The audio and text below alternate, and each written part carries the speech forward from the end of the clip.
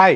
ఒకప్పుడు ఏ దేశాన్ని తన అవసరాల కోసం పెంచి పోషించిందో, ఏ దేశంలో ప్రజాస్వామ్యాన్ని స్థాపిస్తానని ప్రగల్భాలు పలికిందో, ఇప్పుడు అదే దేశాన్ని అక్రమ నిర్బంధాల అడ్డాగా ముద్రవేసింది అమెరికా.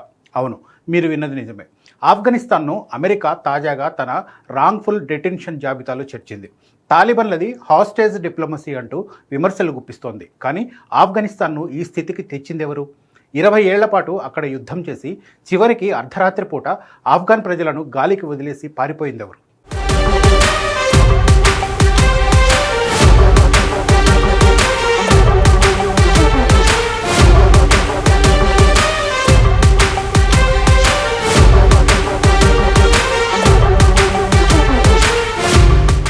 అమెరికా విదేశాంగ మంత్రి మార్కో రూబియో తాజాగా ఒక ప్రకటన చేశారు.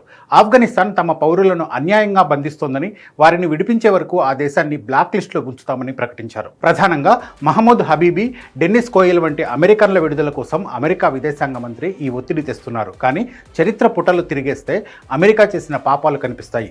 ఒకప్పుడు సోవియట్ యూనియన్ను దెబ్బతీయడానికి ముజాహిదీన్లను తయారు చేసిందెవరు? వారికి ఆయుధాలు ఇచ్చి, శిక్షణ ఇచ్చి ఆఫ్ఘన్ గడ్డపై మత ఛాందసవాదాన్ని పెంచింది సాక్షాత్తు అమెరికా కదా. ఏ తాలిబాన్లనైతే ఇప్పుడు ఉగ్రవాదులు అని, బందీల వేటగాళ్లు అని పిలుస్తోందో, అదే తాలిబాన్ల పుట్టుకకు పరోక్షంగా కారణమైంది అమెరికానే అన్నది జగమెరిగిన సత్యం. ఇక్కడ మనం అమెరికా ప్లేట్ ఫిరాయించిన విధానాన్ని గమనించాలి. ఇప్పుడు ఆఫ్ఘనిస్తాన్ ఇలాంటి దుస్థితిలో ఉందంటే అందుకు కారణం అమెరికానే. ట్రంప్ హయాంలో దోహాలో తాలిబాన్లతో రహస్య ఒప్పందాలు చేసుకుని అప్పటి ఆఫ్ఘన్ ప్రభుత్వాన్ని సంప్రదించకుండానే సైన్యాన్ని ఉపసంహరించుకుంటామని హామీ ఇచ్చారు. అంటే తాలిబాన్లకు అధికారాన్ని ప్లేటులో పెట్టి వడ్డించిందెవరు? 2021 ఆగస్టులో అమెరికా సైన్యం విమానాల టైర్లను పట్టుకొని ఆఫ్ఘన్ పౌరులు కింద పడి చనిపోతుంటే అగ్రరాజ్యం కనీసం మానవత్వంతో కూడా వెనక్కి చూడలేదు. ఇప్పుడు ఆఫ్ఘనిస్తాన్ హాస్టేజ్ డిప్లొమసీ చేస్తోందంటూ అమెరికా గగ్గోలు పెడుతోంది.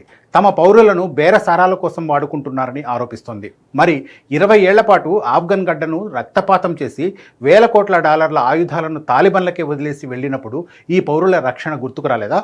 తాజాగా అమెరికా విదేశాంగ శాఖ తీసుకున్న ఈ నిర్ణయం వెనుక పెద్ద రాజకీయమే ఉంది. ఇరాన్ తర్వాత ఈ జాబితాలో చేరిన రెండో దేశం ఆఫ్ఘనిస్తాన్.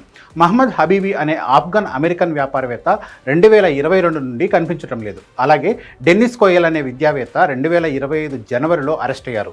వీళ్లను విడిపించడానికి అమెరికా ఇప్పుడు కొత్త ఆంక్షలు, కొత్త బ్లాక్ లిస్టులు తెస్తోంది. కానీ ఇక్కడ ట్విస్ట్ ఏంటంటే, గతంలో కూడా అమెరికా తన పౌరుల కోసం తాలిబాన్లతో ఖైదీల మార్పిడి చేసుకుంది. అంటే ఒకవైపు వారిని ఉగ్రవాదులు అంటుంది, మరోవైపు వారితోనే టేబుల్ మీద కూర్చొని బేరసారాలు ఆడుతుంది. ఆఫ్ఘనిస్తాన్కు రావాల్సిన $1 బిలియన్ నిధులను ఫ్రీజ్ చేసి అక్కడి సామాన్య ప్రజలను ఆకలితో అలమటించేలా చేస్తూ మళ్ళీ మానవ హక్కుల గురించి మాట్లాడడం అమెరికాకే చెల్లింది.